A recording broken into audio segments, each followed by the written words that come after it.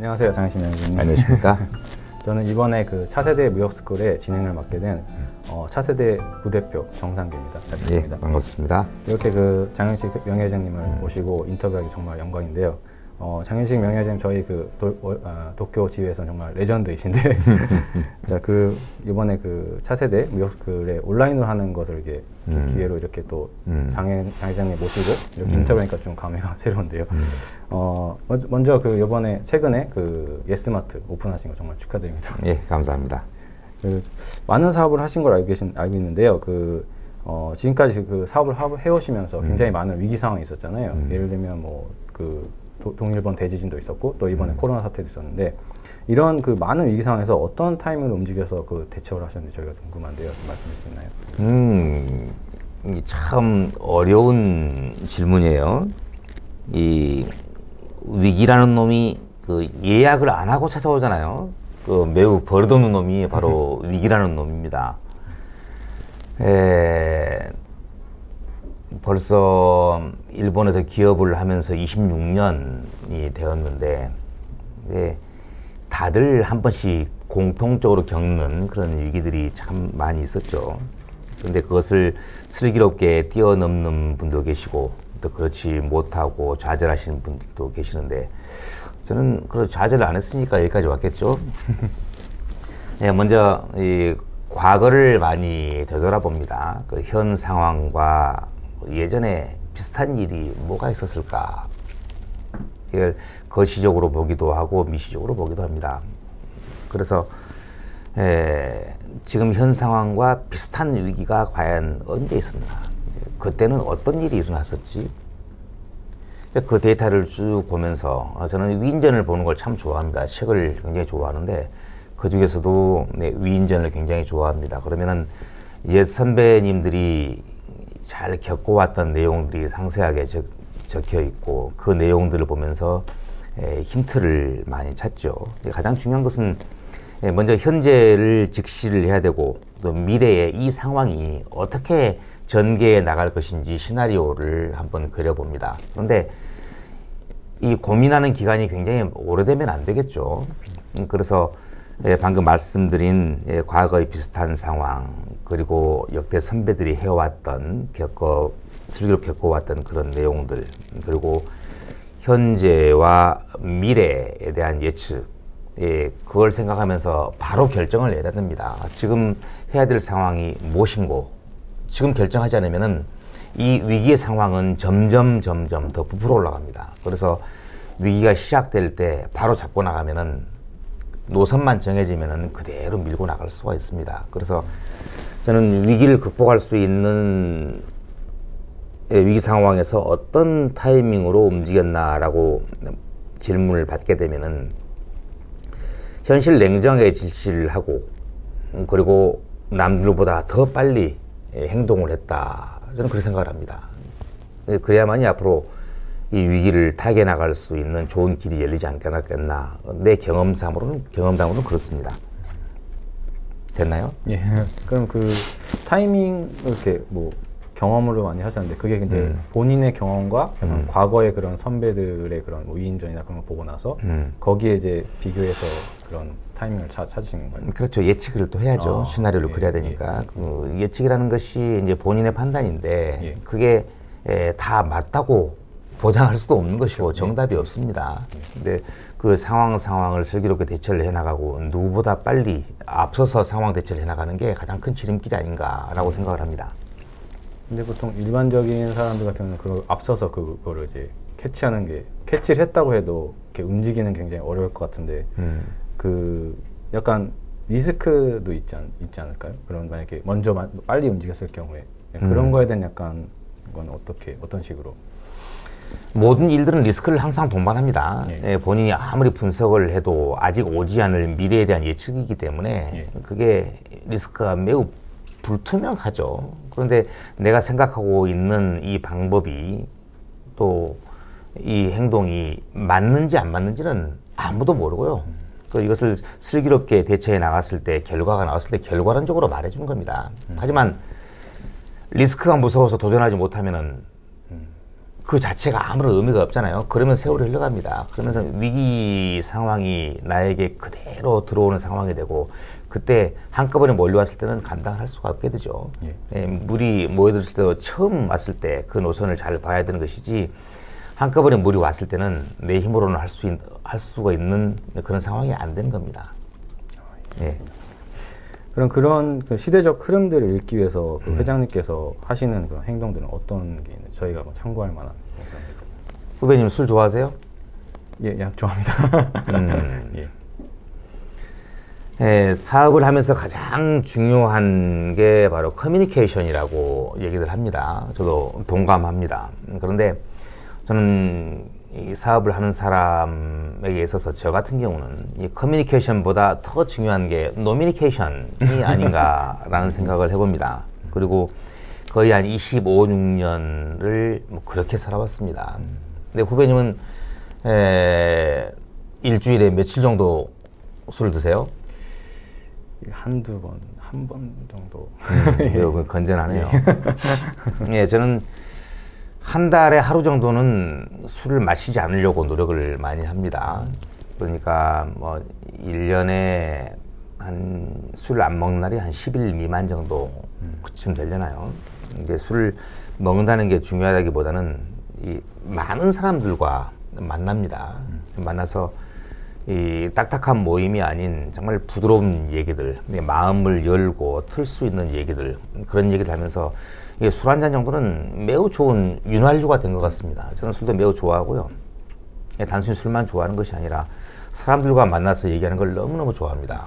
그래서 우리 옥타의 선배님들, 그다음에 동기, 후배님들하고도 가능하면은 그런 노미니케이션을 할 수 있는 기회를 만들려고 노력을 하고, 이 옥타뿐만이 아닌 뭐 상공회의소랄지 뭐 일본 상공회의소, 뭐 일본 경영자 모임, 그리고 뭐 은행, 또 기업가들 여러 부류의 사람들하고 거의 매일 만나죠. 그러니까 거의 매일 술 마신다는 얘기는 그 사람들하고 항상 저녁에, 제 생활이 586입니다. 무슨 뜻이지 않아요? 586이요? 5시간 수면을 취하고 8시간 일을 하고 6시간 술을 마십니다. 그러면 거의 저녁, 요즘 코로나 시대가 돼서 좀 빨리 시작을 하는데, 보편적으로 저녁 6시부터 밤 12시 정도까지는 항상 누군가하고 술을 마시고 있다라고 생각하시면 됩니다. 그러면 경우에 따라서는 뭐 전문가 집단, 회계사, 뭐 우리 회사에 속해 있는 컨설팅을 하고 있는 회계사하고 술을 마시는 경우도 있고, 또 변호사, 그다음에 노무사, 아니면은 기업가들, 그리고 저널리스트들, 아니면 가벼운 친구들, 뭐 그런 후배들 항상 만나서 오히려 제 업계와 비슷한 동업계에서 종사하는 사람들하고 술을 마시는 것보다 오히려 제 업계하고 다른 업계 분들하고 마시는 경우들이 굉장히 많습니다. 하면은 어떤 문제에 대한 보는 시점이 굉장히 틀리죠. 내가 보는 관점, 그리고 전혀 상관없는 업계에서 일하신 분들이 보는 관점이 매우 다릅니다. 지금 코로나 시대가 와서 언택트 시대가 왔다고 하는데, 이 시점에 대해서도 보는 관점들이 매우 다릅니다. 이건 올 연말에 종지부를 찍을 것이다 라고 말씀하시는 분도 계시고, 내년 7월에 올림픽이 있기 때문에 아마 2월 정도까지는 백신이 나와서 거의 해결되지 않겠나 라고 말씀하시는 분도 계십니다. 근데 어떤 분들은 이미 코로나는 우리의 일상화가 됐다, 일원화가 됐기 때문에 이것은 올해 끝나고 내년 초에 끝나고 그런 의미라기보다는 영원히 이런 상태가 계속될 것이다. 이제 동거동락하는 그런 시대가 바로 이 시대가 아닌가라고 보는 분들도 계십니다. 그래서 어떤 얘기가 맞을까요? 저는 세 개 다 맞다고 생각을 합니다. 근데 이건 누구도 생각할 수 없습니다. 그래서 이 다방면에 계시는 분들의 지혜를 빌리는 것이고, 그 노하우를 듣는 것이고, 거기서 나는 어떤 생각을 중심으로 앞으로 움직여야 될 것인가 라는 판단을 해야 되는 것이고, 그것은 내 일입니다. 그래서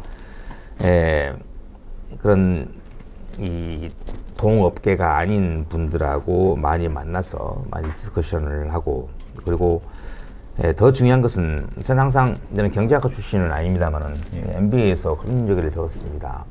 이 마크로 경제를 분석하는 습관이 있습니다. 마크로 경제 하면은 그 제가 생각하는 마크로 경제는 10년 주기를 한 번씩 보는 것이죠. 10년 주기. 그 역사는 항상 돌고 도는 것이고, 그래서 경제 활동도 10년에 한 번씩 위기 상황이 온다. 이게 역사가 얘기를 해주고 있지 않습니까?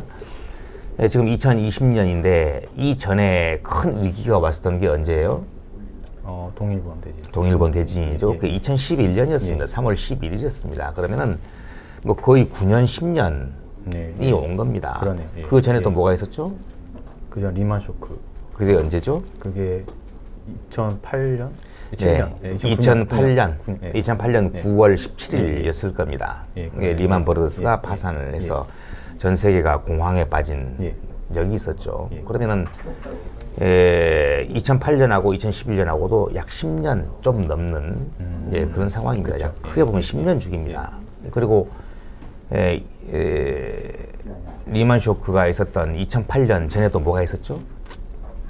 그 10년 전에 뭐가 있었을까요? 그때는 한국은 IMF가 있고. 그렇죠.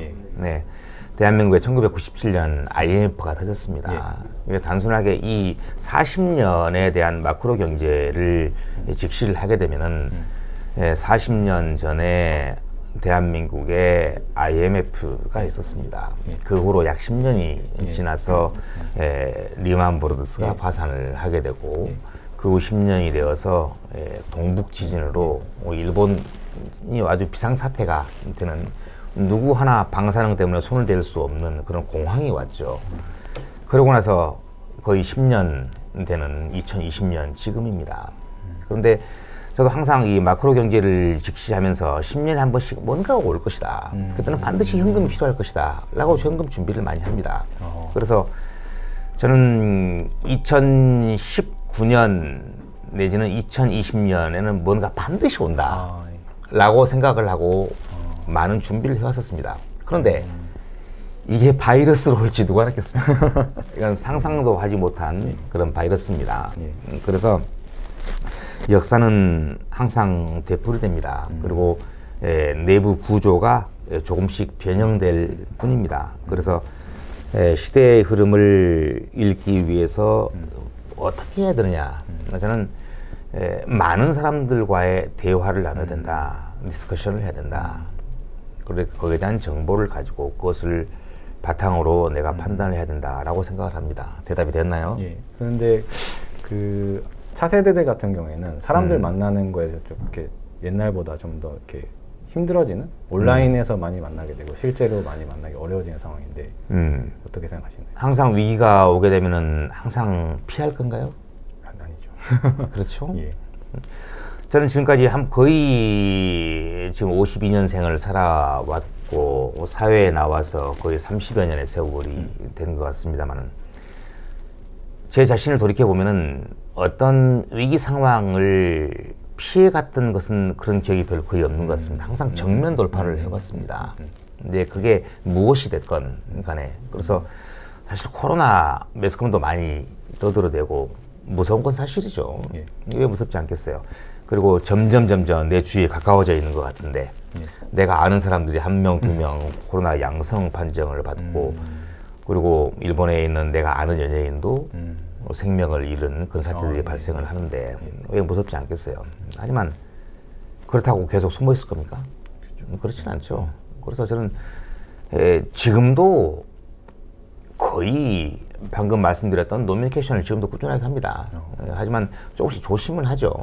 가능하면은 3密, 밀집되어 있지 않은 공간들을 추구를 하고, 술을 마시더라도 개별적인 공간들을 찾아서 다니는 입장이고, 그래서 조심을 하되 피하지는 않습니다. 예. 알겠습니다. 네, 감사합니다. 예, 그리고 또 정말 궁금한 질문이 하나 있는데요. 지금 코로나 시대에 이렇게 코로나 시대가 와서 모든 사람들이 이제 갑자기 매출이 줄고 힘들어질 거라고 하시는 상황에서도 불구하고 현에 그 코로나 전과 같은 시대 같은 매출을 유지하셨는데 그 비법을 좀 있으시면 좀 다들 아마 지금 원하는 네. 그게 무슨 비법이라고 하기보다는 예, 정말 이번 코로나 시대에서는 정말 큰 결단을 내리지 않으면 안 될 것 같은 그런 느낌을 많이 받았습니다. 언제든지 그렇습니다. 코로나뿐만이 아니고 이 동일본 지진이 왔을 때도 리만 브러스 파산했을 때도 항상 그런 판단이 요구가 되어 왔었는데 그때마다 제가 해왔던 것이 선택과 집중이었던 것 같습니다. 다 할 수는 없습니다. 지금 저희가 주력 업종이 면세점 사업인데 일본 전국에 이 삿포로에서 오키나와까지 23점포를 운영을 하고 있습니다. 그런데 비행기가 안 오죠? 예. 비행기가 안 온다는 얘기는 관광객이 없다는 얘기입니다. 예. 그럼 어떻게 해야 됩니까? 그 어떻게 하죠? 손님이 안 오잖아요. 그렇죠. 예, 손님이 안 오죠. 매장은 있는데 손님이 안 옵니다. 우리 지방 공항에도 많은 매장들이 있는데 비행기 자체가 뜨지 않으니까 손님이 안 온다는 얘기죠. 그럼 어떻게 해야 돼요? 접어야죠. 예, 그렇죠. 예. 언제 접어야 돼요? 그런 판단이 굉장히 어려울 것 같은데. 그렇죠. 예, 이 상황이 발생을 했어요. 예. 이것을 한 달만 더 지켜보자, 두 달만 더 지켜보자 하게 되면 시간만 계속 흘러나갑니다. 그렇죠. 여기서 살려야 될 점포, 그리고 죽여야 될 점포. 이게 집중을 해야 되죠. 선택을 해야 됩니다. 그랬을 때 몇 개월 후에 사실 손님들이 돌아왔을 경우 바로 이익을 낼 수 있는 점포. 손님이 돌아와도 조금씩 적자가 예측되는 점포. 이거 분리해야 되죠. 예, 경우에 따라서는 굉장히 적은 점포일 수도 있고 굉장히 큰 점포일 수도 있습니다. 그런데 거기서는 손익분기점을 정확하게 명시를 해야 되고 거기서 바로 접어야 됩니다. 그래서 저는 코로나 발생하고 7점포를 접는데 한 달이 걸리지 않았습니다. 네, 1월 말 정도 이제 코로나가 발생을 했죠. 그래서 2월 달에는 바로 해약 통지를 합니다. 7점포예요. 굉장히 아프죠. 그렇죠. 예. 네. 그러고 나서도 아, 이건 5월 달에 끝날 게 아니구나. 이건 더 가겠구나. 예. 그 다음부터 계속 접어나갑니다. 그래서 저희들이 지금 가지고 있는 게 시내 점포는 7점포밖에 없습니다. 네, 공항 점포가 약간 8점포, 6점포 정도밖에 안 되죠. 그러면 13점포밖에 없습니다. 10점포를 접었다는 얘기예요. 네, 점포를 세우는 것보다 접는 게 더 어렵습니다. 왜 그런지 아세요? 온갖 노력과 정성으로 키우신 것인데. 예. 일본은 이 테나트 계약을 할 때 해약을 할 경우 6개월 전에 통보를 그렇죠. 합니다. 계약 기간에. 예, 그래서 이 영업을 하지 않아도 6개월 동안 야증은 계속 나갑니다. 예, 맞습니다. 예, 예. 그게 굉장히 큰 겁니다. 그래서 그런 상황들을 하지만 그래도 결단을 내리지 않으면 안 됩니다. 예, 다행히 그런 결단을 빨리 내려서 리스크는 많이 줄었고 그래서 이 시점에서 매장은 휴업 내지는 폐업을 했는데 예. 프로핏 창출을 못하지 않습니까? 그렇죠. 예. 일단 나가야 될 캐시 아웃은 막았는데 캐시 인이 없으면 회사가 유지를 하지 못합니다. 여기서 해야 될 것이 뭔가? 저희는 공장을 3개를 가지고 있습니다. 그리고 저희 본사 법인팀이 매우 강하죠. 예, 얘들은 이제 가전제품을 어셈블리하는 공장이 하나가 있고 또 화장품을 만드는 공장 하나 가지고 있습니다. 그리고 건강식품을 만드는 공장도 하나 가지고 있죠. 그래서 마스크를 가지고 왔죠. 마스크를 가져와서 전부 다 어셈블리를 하고 그리고 화장품 공장에서는 지금까지 화장품을 주입하던 그 튜브에 알코올 튜브를 하게 됩니다. 저희들이 그때 매입했던 게 알코올 약 1000톤 정도를 매입하게 되죠. 근데 타이밍이 굉장히 좋았습니다. 근데 저희가 매입한 그 일주일 후에 알코올 가격이 굉장히 폭등을 하게 됩니다.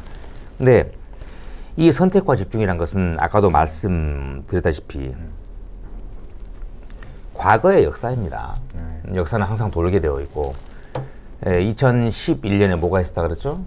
예, 그 대지진이 있었죠. 예. 그때 가장 필요했던 게 뭔가요? 그때는 뭐 식품이나 물이나 네. 일상생활품. 예.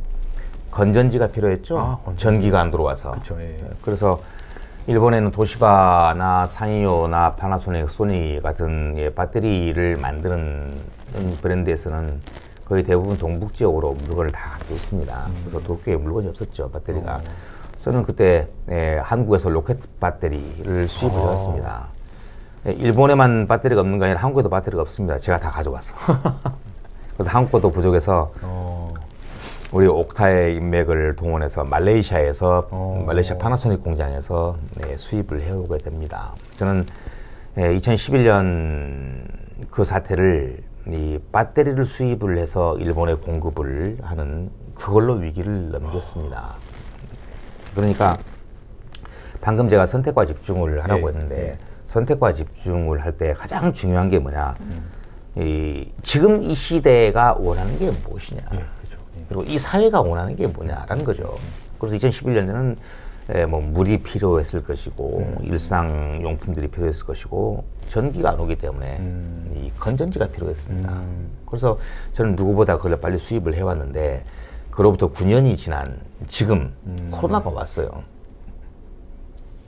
뭐가 필요하죠? 이 사회에서 원하는 그렇죠. 거. 마스크랑. 저는 항상 사업을 할 때 이 사회에서 원하는 사업을 해야 발전한다고 저는 생각을 합니다. 사회가 원하는 사업. 그것만 찾아가면 됩니다. 그래서 코로나가 왔을 때 가장 먼저 필요한 게 마스크를 찾습니다. 감염되지 않아야 되니까. 마스크가 먼저 필요했고 그 다음 손을 씻어야 되기 때문에 세정제가 필요했던 거죠. 그래서 이 시대에 이 사회가 지금 가장 먼저 필요시하는 것이 바로 마스크이고 알코올 세정제이구나. 그럼 어떻게 해야 되느냐. 다행히 내가 우리 회사의 인프라를 가지고 있었구나. 공장에 3개가 있었는데 그 3개를 바로 화장품 안 만들고 건강식품 안 만들고 가전제품 생산을 중지를 하고 이 아이템으로 전환을 하게 됩니다. 그래서 이게 바로 제가 이번 코로나 시대에 해왔던 선택과 집중이었죠. 그래서 저희 회사의 모든 영업팀들이 이 마스크와 알코올 판매에 총동원이 됩니다.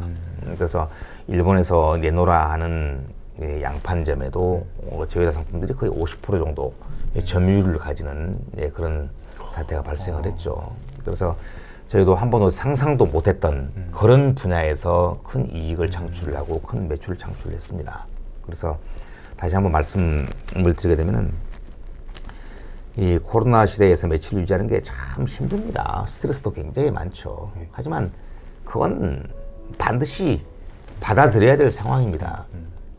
그러면 여기서 이걸 받아들여서 어떻게 내가 극복해 나갈 것인가. 이것은 선택과 집중이었다. 그리고 선택과 집중을 할 때 이 시대가, 이 사회가 원하는 사업을 했던 것이 가장 간단하고 명료한 저만의 비결이 아니었나 그런 생각을 합니다. 또 지금 또 새로운 사업들 많이 진행하시고 계신다고 알고 있는데요. 그 새로운 사업을 진행하실 때 가장 신경 쓰시는 부분이 있다면 어떤 부분인가요?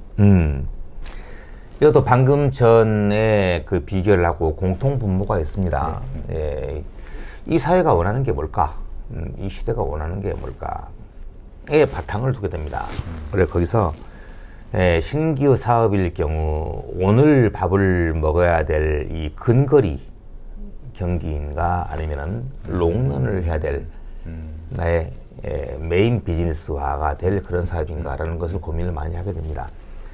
이 코로나 시대에 이번에 한국 슈퍼를 하나를 만들었습니다. 저 놀랐는데요.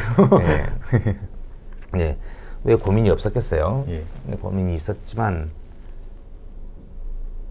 지금 제3의 한류의 붐이 지금 불고 있는 것 같은 느낌을 받습니다. 그래서 저는 한국 식품은 어떻게 보면 마약 같은 효과가 있다고 생각을 합니다. 정말 저도 한국 음식을 좋아하고 한국 출신이 아닌 모든 나라 사람들이 한국 음식을 좋아하고 문화를 좋아하지 않습니까? 근데 맛있는 음식을 먹으면 인이 바뀝니다. 계속 먹게 돼요. 그런데 이 한국 식품이 이 도쿄의 코리아타운에는 굉장히 많이 활성화되어 있지만 도쿄를 벗어난 지방에는 아직도 많이 활성화가 되어 있지 않은 게 현실입니다. 그래서 저희 운영되고 있는 매장들, 면세점, 야증이 계속 나가고 있습니다. 그래서 저희는 이 도쿄 또 여기도 면세점이었습니다. 이 도쿄 면세점을 한국 식품 샵으로 만들고 오키나와에 있는 우리 면세점, 후쿠오카, 오사카, 삿포로에 있는 면세점들을 동시 오픈을 좀 해나가고 있는 준비를 하고 있습니다. 그렇게 되면은 지방에 있음에도 불구하고 한국 음식을 찾으시는 분들보다 가깝게 찾을 수 있지 않겠어요. 그래서 이건 이 시대가 원하는 사업 중에 하나가 되지 않을까라고 생각을 했습니다. 아까 말씀하신 거랑 이어져서 똑같이 정말 그렇죠. 필요로 하는 것을 이제 제공하겠다, 약간 이런. 그럼요. 그래서 일본 삿포로에서 오키나와까지 우리 매장이 있는데 이 베이스 캠프를 중심으로 이런 사업을 하게 되면은 굉장히 발전할 수 있지 않겠나. 그리고 특히 대한민국에 도움이 되는 사업이지 않습니까? 이걸 계기로 지금 일본에는 한국의 브랜드 식품들은 거의 많이 들어와 있습니다. 하지만 아직까지 노브랜드도 굉장히 많죠. 아직까지 알려지지 않은 맛있는 먹거리들이 무궁무진하게 많습니다. 기존의 브랜드들은 이미 기존에 하고 있는 업체들이 많이 가지고 있죠. 제가 추구하는 것은 브랜드도 갖춰야 되겠지만 한국의 정말 맛있는 먹거리들을 알려지지 않은 상품들을 일본으로 가지고 오려고 하고 있습니다. 그래서 이 상품들이 도쿄를 거점으로 해서 일본 전국에 퍼질 수 있다면은 우리 회사에서 이 롱런을 할 수 있는 큰 먹거리가 되지 않겠나라는 그런 생각을 해봤습니다. 그래서 제가 새로운 사업을 할 때 가장 신경 썼던 부분들이 바로 이런 부분들입니다. 오늘 먹을 먹거리인지 내일의 먹거리인지 내일의 내일을 먹일 수 있는 그런 먹거리인지 그런 걸 신경을 많이 써서 일들을 합니다. 그래서 한번 시작하는 일은 좀 길게 하는 편입니다. 알겠습니다. 네. 그리고 또 많은 분들이 좀 이제 아마 기대할 것 같은데 그 회장님께서 생각하시는 향후 주목할 만한 사업이 있다면 약간 이런 사업들이 앞으로 더 주목받지 않을까 하는. 돈 버는 사업을 다 안다면 다 하시죠. 그걸 누가 알겠어요. 네, 제가 지금 약 한 2년 정도 걸쳐서 준비를 하는 사업이 하나가 있습니다. 아마 내년 4월 정도에는 출시를 하게 되지 않겠나. 그래서 이렇게 공개하셔도 되나요? 괜찮습니다. 예. 그래서 이 정보를 알고 새로 개발을 한다고 하더라도 그 법인은 최소한 1년 이상 걸릴 겁니다. 자신 있으시죠? 네, 자신 있죠. 제가 생각하고 있는 AI를 겸비한 사업이 음성 하나로 모든 지시를 할 수 있고 그걸 받아서 움직일 수 있는 그런 아이템, 그런 사업입니다. 바로 드라이브 레코더입니다. 아직 전 세계에 아직 출시가 안 되어 있습니다. 저희는 여기서 2년을 준비를 해봤고요. 그래서 앞으로도 6개월 정도가 더 걸립니다. 지금 이제 인증 들어갔습니다. 이제 개발이 끝나서. 완전히 또 새로운 또 사업이. 그래서 운전을 하고 가는데 뒤에서 운전을 거칠게 하시는 분들이 있어요. 그러게 되면은 바로 물어보죠. 뒤에 운전을 거칠게 하는 차가 한 대 있는데 그 차량 넘버 플레이트를 좀 조사를 좀 해줘. 그러면은 뭐 어디 넘버 몇 번입니다라고 얘기를 해줍니다. 그러면 그래 그러면 경찰서에 신고를 좀 해줘. 전화를 좀 걸어줘. 경찰서에 바로 연락이 됩니다. 그래서 다음 휴게소에서 제가 쓸 건데 이 와서 뒤에 차를 좀 잡아가 주세요. 그게 움직일 수 있는 말 하나로 직접 전화를 걸 필요도 없습니다. 말 하나로 모든 걸 인식할 수 있는. 요즘 벌써 그런 시대가 왔지 않습니까? 집에 가서 예를 들어서 뭐 아마존의 알렉사, 뭐 집에 가서 알렉사 너무 더워 에어컨 좀 틀어줘. 오늘은 클래식 음악이 듣고 싶네. 그 음악이 나오죠. 그런 시대가 벌써 왔습니다. 그런 AI 상품을 AI 시스템을 상품에 매칭을 해서 운용할 수 있는 상품을 2년 전부터 준비를 해왔고 이제 그게 양산 샘플이 다 나와서 이제 허가가 인증이 이제 들어가고 있습니다. 인증 나오는 게 한 2월 정도에 나오게 되면 한 4월 정도에는 출시가 되지 않겠나라고 생각을 합니다. 벌써 무인 자동차의 시대가 왔잖아요. 그렇죠. 그거 말도 안 되는 얘기예요. 근데 벌써 그런 시대가 왔어요. 우리가 상상하지 못했던 일들이 벌써 이루어지고 있고 우리가 가만히 있어도 세상은 많이 변합니다. 그래서 향후 주목해야 될 사업들은 우리에게 가까이 있지 않지만 금방 우리하고 가까이 올 수 있는 사업들, 그리고 아날로그와 디지털과 IT와 IoT와 AI가 같이 융합될 수 있는 그런 아이템들이 아마 굉장히 많이 들 겁니다. 저는 그렇게 생각을 해서 이렇게 준비를 해오고 있네요. 네, 그럼 앞으로의 그럼 회장님이 앞으로의 목표는 어떤 걸 목표로? 지금 말씀하신 게 거의 다 나온 것 같은데 그 외에 또 뭔가 있으시다면? 저는 토탈 네트워크 SPA 비즈니스를 한번 완성을 시켜보고 싶은 그런 생각이 듭니다. 그러려고 노력을 많이 해왔고요. 제가 제조업에 뛰어든 것은 불과 5년, 6년밖에 안 됐는데 첫 시작이 유통업이었습니다. 네. 그 유통업은 일본의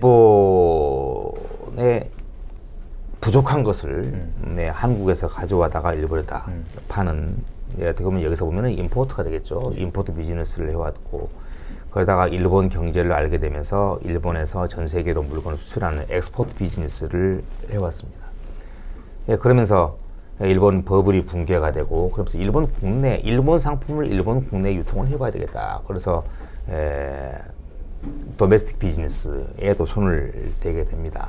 그렇게 해서 그렇게 유통을 한 20년을 해왔습니다. 그래서 임포트, 엑스포트, 도메스틱 마켓 비즈니스 그걸 쭉 해하다 보는데,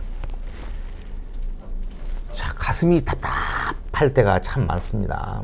이런 상품을 누가 만들어주면 내가 팔 수 있는데, 도시바에 얘기를 해도 안 만들어주고, 파나소닉 얘기하면은 뭐 원노트 3만 개를 만들지 않으면 안 만들어준다. 뭐 어떤 메이커에 가니까 뭐 10만 개를 만들지 않으면 뭐 안 만들어준다.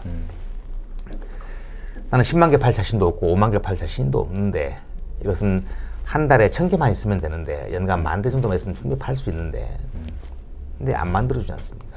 그래서 그러면은 내가 만들어야 되겠다. 그래서 처음 만든 게 드라이어를 만듭니다. 그리고 두 번째 만든 게 비데를 만들었습니다.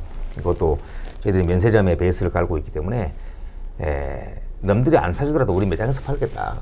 내가 디자인해서 내가 만들어서 내 공장에서 생산된 상품을 내 매장에서 판매를 해야 되겠다. 그게 성공을 했습니다. 그래서 우리 브랜드가 이라이프, 좋은 생활입니다. 네, 그래서 이라이프라는 브랜드가 벌써 중국에는 많이 정착화되었습니다. 중국에서. 네, 그렇게 해서 가전제품의 공장이 완성이 되어서 제조의 한 부분을 담당을 하게 되고, 그리고 저희 매장에서는 건강식품도 참 많이 팔렸는데 지금까지는 사다가 팔았습니다. 근데 마진이 너무 적은 거예요. 그리고 내가 원하는 상품이 나오질 않고 그 메이커에서 만들어진 상품을 제가 팔 수밖에 없는, 이런 상품 이렇게 만들면은 더 잘 팔릴 텐데, 이런 가격 존을 만들면 더 잘 팔릴 텐데, 이런 패키지를 만들면은 더 좋을 텐데, 근데 마음대로 안 되니까 답답하죠. 해달라는 게 해주지도 않고, OEM으로 부탁을 하게 되면 뭐 몇십만 개 단위가 되고 100만 개 단위가 되고, 그건 내가 소화시킬 수 있는 능력이 없고, 그래? 그러면 건강식품을 만드는 공장을 내가 만들어야겠다. 그렇게 해서 공장을 M&A를 합니다. M&A를 해서 곧 무너지는 회사인 공장이었는데, 알고 보니까 결혼을 잘못한 거예요. 잘못 산 겁니다. 이 기계가 너무 노후돼 있어요. 그래서 그래도 공장을 사서 기계를 새 걸로 다 바꾸고 그래서 생산을 시작을 했죠. 그래서 저는 앞으로 이 유통과 제조의 이론화, 그리고 마켓 리서치를 해서 거기에 맞는 상품을 개발을 하고, 또 우리 특유의 디자인을 해서 우리의 오리지널리티를 만들어 나간다는 얘기죠. 그렇게 해서 앞으로는 토탈 네트워크를 이용한 SPA 비즈니스를 한번 전개를 해봐야 되겠다. 지금 조금씩 하고 있는데 아직은 미개한 단계이고 이것을 활성화를 시켜야 되겠구나. 아마 이 코로나 시대일수록 이런 사업이 더 필요하지 않겠나라는 생각이 듭니다. 지금 SPA에서 가장 유명한 기업 중에 하나가 바로 유니크로가 되겠죠. 그러네. 또 가전제품에서는 아이리스 오야마가 아, 예. 되겠죠. 네, 공교롭게도 두 분 다 한국계 일본인이라는 얘기가 있습니다. 예. 예, 저도 오리지널 한국계, 저는 오리지널 한국계 한국인입니다. 그래서 그 선배님들이 해왔던 일, 분야는 틀리지만 네, 그런 부분에 SP의 사업을 좀 더 활성화를 시켜야 되겠다라고 생각을 합니다. 이게 작지만 비즈니스 측면에서의 하나의 목표일 수 있을 것 같습니다. 예. 그리고 이번에 그 새로 들어오신 차세대들에게 또 한마디 드린다면 나는 먼저 이번에 들어오게 되는 우리 차세대 새내기들에게 축하한다는 말을 전하고 싶습니다. 이번에 차세대에 가입을 하신, 입회를 하신 분들은 정말 이 제2의 인생의 터닝 포인트가 될 수 있는 찬스가 아닌가라는 생각을 하게 됩니다. 왜 그러느냐? 과연 이번에 참여를 하게 된 여러분들 인맥이 어느 정도일까요? 본인이 알고 있는 사람들이 과연 얼마나 될까요? 본인이 알고 있는 세상의 넓이가 과연 얼마큼 될까요? 그런데 우리 옥타의 무역스쿨에 와서 며칠 동안에 이 강의를 듣고 평생 들어보지도 못한 얘기들을 듣고 경험을 할 테고 또 수료를 하게 되면 이제 우리 같은 식구가 될 텐데 지금까지 선배들이 만들어왔던 그 모든 인맥을 공짜로 활용할 수 있지 않습니까? 그리고 선배들이 이루어왔던 노하우를 그것도 개런티 없이 로얄티 없이 마음대로 사용할 수 있는 자격이 주어지게 됩니다. 굉장히 큰 터닝 포인트가 되겠죠. 여기서 수료를 하는 사람 중에서는 회사에 들어가서 더 열심히 일해서 승진을 하시는 분도 계실 것이고 그 중에 또 어떤 분들은 창업을 해서 스텝 바이 스텝 조금씩 회사를 키워나가고 언젠가는 제2의 굴지의 기업가들이 언젠가 나올 수 있는 찬스도 있겠죠. 그래서 이번에 이 무역스쿨에 참가하는 우리 후배님들에게 해줄 수 있는 얘기는 방금 얘기했듯이 정말 큰 찬스를 바로 맞이하게 될 수 있는 그런 계기가 됐으니까 다시 한번 축하드리고요. 하나 더 말씀드린다면은 제가 약 한 20분 정도 말씀을 드렸었는데 아마 느꼈을 겁니다. 항상 찬스는 위기 안에 있습니다. 이 혼돈의 세계에서 기회는 반드시 옵니다. 평화로운 세계에서는 그 격차가 높지 않습니다. 그래서 크게 이익을 창출할 수 없고 크게 사업을 성공할 수 있는 찬스도 별로 많지 않습니다. 이 격동기의 세월을 살아와야 되고 격동기에서 무엇을 해야 될 것인가 여기서 캐치를 하게 된다면 정말 큰 비즈니스맨으로서 성장할 수가 있을 겁니다. 그리고 여러분 망설이지 마세요. 계산하고 측량하고 망설일 시간이 있으면 바로 행동을 해야죠. 두려워할 때 바로 도전을 해야죠. 이제 여기 오시는 분들 40대가 아직 안 됐죠? 이제 아직 어리신 분들은 20대가 있을 것이고 30대가 있을 텐데 달렸지 않겠어요? 넘어질 게 두려워서 달리지 못합니다. 달려서 넘어져 봐요. 그래서 무릎이 깨지고 발목이 상하고 피도 흘려보고 그래도 젊으니까 금방 일어날 수 있습니다. 넘어져 봐야 됩니다. 인생을 한 번도 넘어지지 않고 탄탄대로를 겪은 사람이 얼마나 있겠어요. 저 역시 마찬가지입니다. 또 26년 일본에 온 지 벌써 28년 한국에서 살아왔던 세월보다 일본에서 살아왔던 세월이 더 깁니다.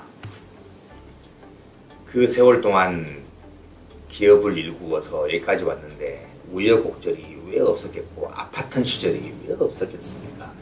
실패를 경험해 본 적이 왜 없었겠어요? 하지만 저는 두려워하지 않고 정면 돌파를 해와서 여기까지 왔습니다. 앞으로도 그럴 겁니다. 이제 나이가 50이 넘어가다 보니까 제 나이가 52입니다. 50 넘어가다 보니까 조금씩 두려워지는 부분도 있습니다. 왜? 자식들 커나가고 있고 회사 직원도 500명 정도의 직원이 있고 500명의 가족까지 생각을 하고 거래처까지 생각한다면 몇천 명의 직원들을 내가 안고 가야 되는 그런 책임감이 있습니다. 사실 두렵습니다. 하지만요 지금 도전하지 않으면 영원히 도전을 못할 겁니다. 까 말까 전철이 옵니다. 지금 달려가면 탈 수 있을까? 못할까? 거의 대부분이 포기를 합니다. 뭐 늦었어. 하지만 필사적으로 뛰어가게 되면 전철 탈 수가 있죠. 여러분 지금 하고자 하는 일들 할까 말까 망설이지 마시고 하세요. 언제? 지금 바로. 얘기가 됐나요? 감사합니다. 긴 인터뷰 응해주셔서 감사합니다. 땡큐.